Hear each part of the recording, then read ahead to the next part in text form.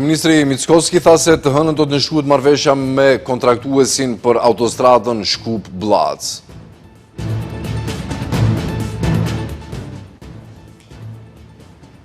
Ambasadori i Bashkimit Evropian në Shkup u ka kërkuar partive të arrijnë konsensus për kodin zgjedhor.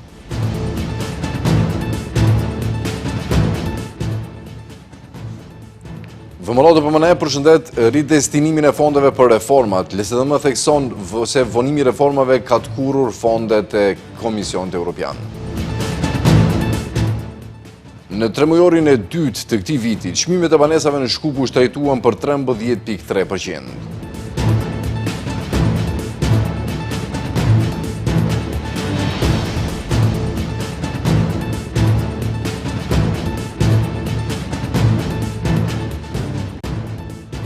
Të nderuar shikues, përshëndetje. Përfundimisht gjatë këtij muaji do të fillojë ndërtimi i autostradës Shkup-Blac, kështu të paktën pretendon kryeministri Christian Mickoski, i cili tha se javën tjetër do të nënshkruhet marrëveshja. Punimet do të realizohen nga një konsorcium i udhëhequr nga kompania ndërtimore Granit. Ndërtimi i autostradës Shkup-Blac kishte nisur edhe në vitin 2020, por pavarësisht se projekti ka një gjatësi prej vetëm 12 kilometrave, ajo është zvarritur me vite të tëra. Punimet në rrugën Shkup-Blac nisin këtë muaj, kështu premtoi kryeministri Christian Mickoski, ndërsa njoftoi se të hënën nënshkruhet marrëveshja me kontraktuesin. Kryeministri ka theksuar se kjo pjesë e rrugës ka qenë njëra nga prioritetet e kësaj qeverie dhe po e përfundojnë si projekt që është lënë i papërfunduar nga qeveria paraprake. Ima, za žal, delo të projektit e vominatot të kushtobe. Kjo temë është folur në opinion me dekada, ka përfunduar me sukses e gjithë procedura, është zgjedhur kontraktuesi. Të hënën do të nënshkruhet marrëveshja zyrtarisht, pres që këtë muaj të filloj puna në atë pjesë, kështu që edhe kjo, trashëgimin negative e së kaluarës së po zgjidhet. Janë mijëra probleme që i kemi trashëguar, por po i zgjidhim një nga një. Një prej atyre prioriteteve që arritëm të zgjidhim është që pikërisht kjo pjesë e rrugës prej 8 kilometrash të përfundohet. Para disa javësh u zgjodh kompania që do ta ndërtojë rrugën Shkup-Blac, e cila është kompania vendase e ndërtimit Granit. U premtua se punimet do të përfundojnë për 3 vjet e gjysmë, ndërsa u theksua që autostrada do të ketë 5 tunele, 2 galeria dhe 12 ura. Kryeministri Christian Mickoski dhe më tej qershor premtoi se punimet e rrugës Shkup-Blac do të rifillojnë në muajin qershor ose korrik, mirëpo deri më tani nuk kanë nisur. Sipas Ministrisë së Transportit bëhej fjalë për procedura burokratike. Projekti për autostradën Shkup-Blac daton nga viti 2014. Pas premtimeve disa vjeçare, ndërtimi i segmentit të parë filloi në vitin 2020. Zyrtarët e partisë ato kohë në pushtet BDI me video lavdëroheshin për këtë projekt, i cili nuk përfundoi kurrë. Kosova në anën tjetër e ka përfunduar pjesën e saj prej 56 kilometrash në vetëm 5 vjet.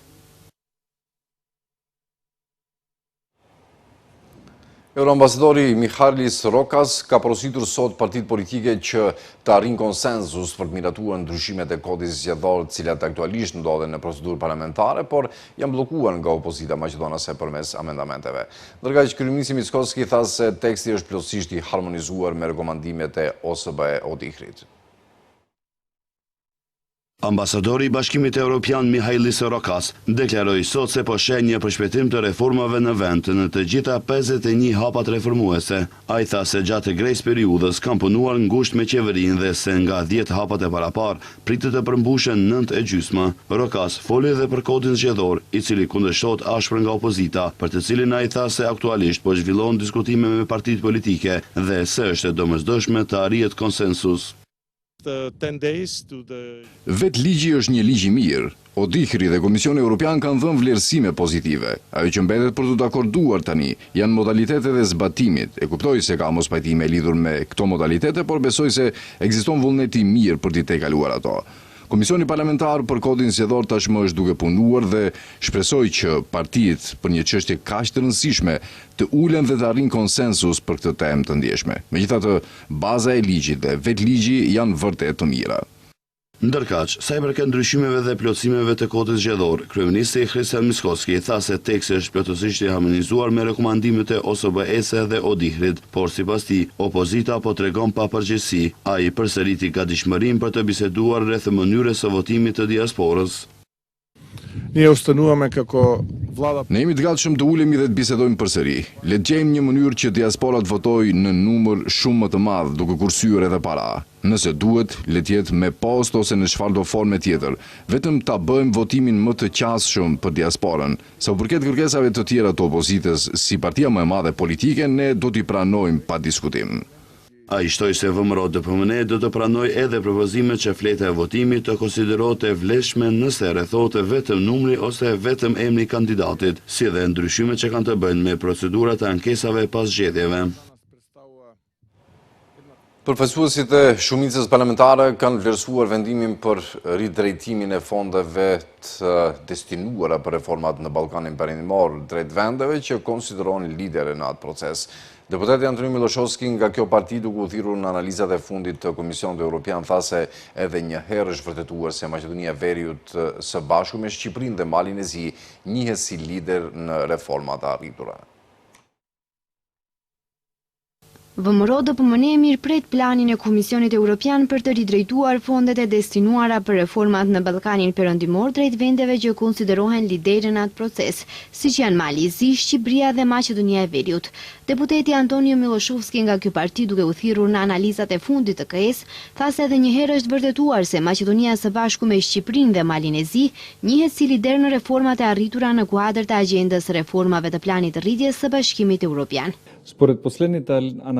Sipas rregullave të planit për arritje të Komisionit Evropian, mbështetja financiare e cila ridrejtohet e ka vendet kandidate kushtezohet nga niveli i reformave të arritura dhe këtu Shqipëria, Maqedonia dhe Mali i Zi vlerësohen me rezultatin më të lartë, ndryshe nga vendet e tjera kandidate në rajon.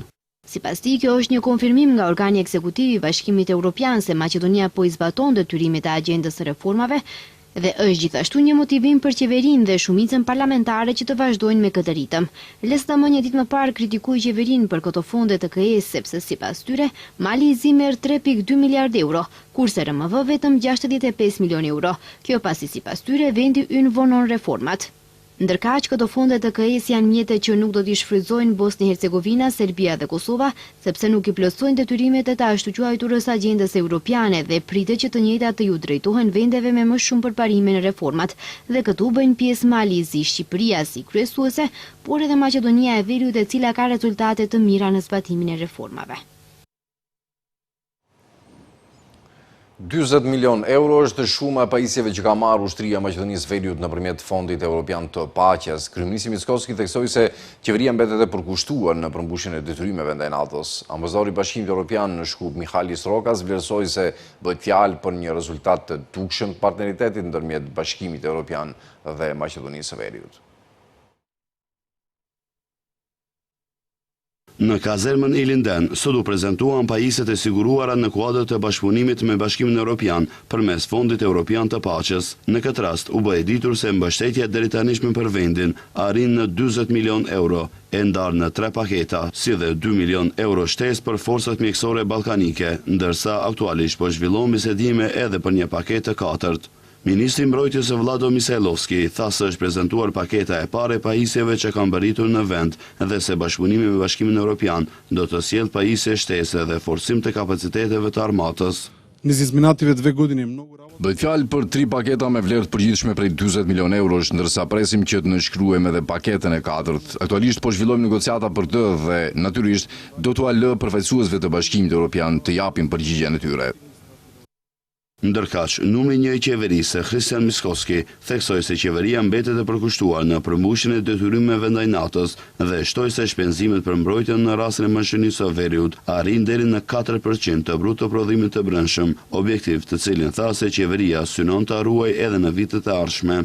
Të pranishmeve ju drejtua edhe ambasadori i Bashkimit Evropian Mihalis Rokas, i cili përfaqëson pikërisht vendin nga ku vjen kjo mbështetje.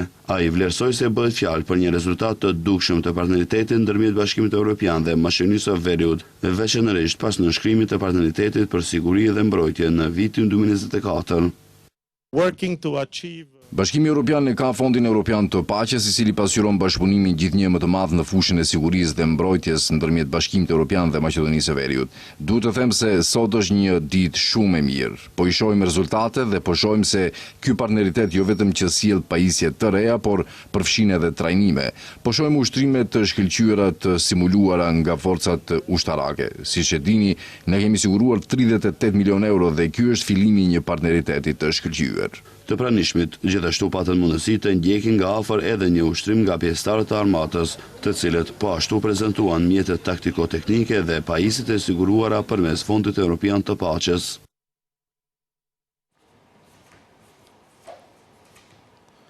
Çmimet e banesave në Shkup vazhdojnë të rriten, por me një ritëm më të ngadalë se në fillim të vitit, njoftoi Banka Popullore e Maqedonisë Veriut. Sipas dhënave nga Banka Popullore, në tremëjorin e dytë, çmimet e pasurive të paluajtshme u rritën me 13.3% në vit. Në bazë tremëjore, çmimet e pasurive të paluajtshme shënuan një rritje prej 5.5%. Në tremëjorin e parë të këtij viti, çmimet e pasurive të paluajtshme u rritën me 16.6%. Apartamentet e reja në qendër të Shkupit arritën në 3.000 euro për metër katror. Në tremëjorin e parë të vitit 2026, apartamenti më i shtrenjtë i shitur ishte një apartament prej 45 metrash katror në Kiselavod për një çmim prej 130.000 euro.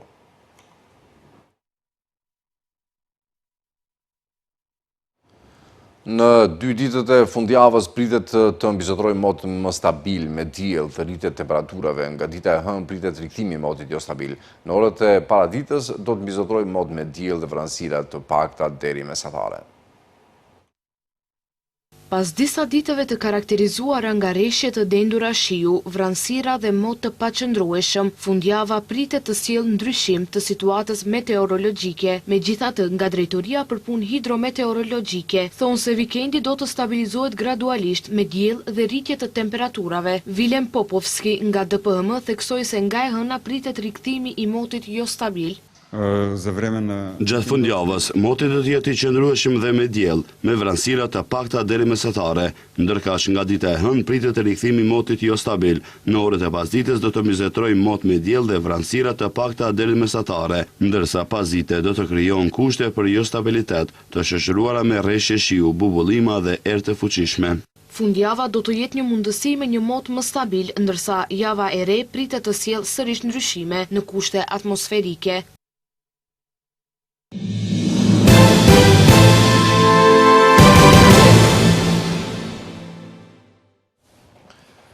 Vazhdojmë të me lajmet. Franca regjistroi 2025 vdekje shtesë gjatë valës së të nxehtit që goditi vendin në fund të qershorit, me gati 9.000 vdekje certifikuara në formë elektronike midis 22 deri 28 qershorit, sipas Institutit Kombëtar të Statistikave të Francës. Rritja përkoi me kulmin e një vale të madhe të nxehtit që preku pjesën më të madhe të vendit. Autoritetet paralajmëruan se dhënat aktuale duhet të interpretohen me kujdes dhe mund të nënvlerësojnë ndikimin e plotë të valës së të nxehtit. Certifikatat elektronike të vdekjes përbën rreth 60% vdekjeve në mbar vendin, megjithse mbulimi ndryshon ndjeshëm në rajone sipas zyrtarëve. Franca ka përjetuar disa ditë me temperatura jashtëzakonisht larta, me shumë rajone që regjistrojnë temperatura mbi 35 gradë Celsius.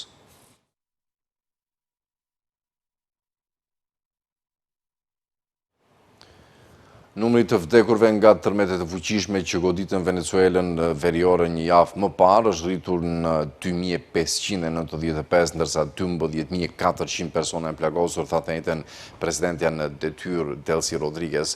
Ai tha se shifrat e azhurnuara pasuan një proces detajuar verifikimi, duke shtuar se autoritetet verifikuan dhënat e viktimave përpara se t'i publikonin numrin e fundit. Shifrat e azhurnuara pasojnë tërmetet me magnitudë 7.2 dhe 7.5 ballë që goditën Venezuelën veriore më 24 qershor.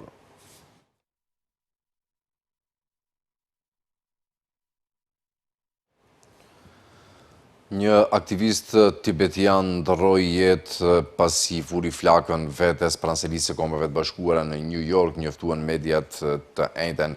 Departamenti i Policisë qytetit New Yorkut tha se oficerët duke u përgjigjur një thirrje urgjente rreth orës 18:30 me orën lokale të së njëjtës, gjetën një burr që vuante nga djegje të rënda pranë selisë OKB-s. Ai u dërgua në spitalin Bellevue ku u shpalli i vdekur. Mediat lokale raportuan se Rangzen, një shofer Uber, mbriti në vend ngjarje duke mbajtur një flamur tibetian. Shoferi i tij Losbank tha se Rangzen ishte i tërbuar nga kufizimet që qeveria kineze kishte vendosur ndaj bashkëdhëntarëve të tij. Incidenti erdhi pasi SBA dhe BE shprehen shqetësimin për ligjin e ri të unitetit etnik të Kinës, i cili hyri në fuqi këtë javë dhe promovon një identitet kombëtar të përbashkët midis 55 grupeve të pakicave etnike të vendit, duke përfshirë tibetianët dhe ujgurët.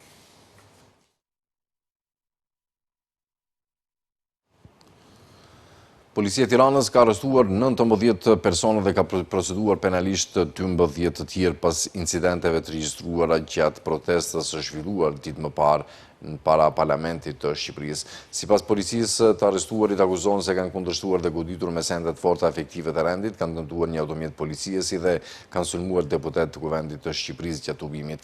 Autoritetet bëjnë me dije se gjatë përplasjeve mbeten lënduar 15 punonjës të policisë së shtetit, ndërsa u dëmtuan edhe një automjet policie, ndërkohë 12 persona janë proceduar penalisht në gjendje të lirë për përfshirjen e tyre në ngjarje. Policia njofton se pravion punimet për identifikimin edhe 6 personave tjerë, cilët janë dokumentuar me pamje filmike duke kryer veprime të dhunshme gjatë protestës.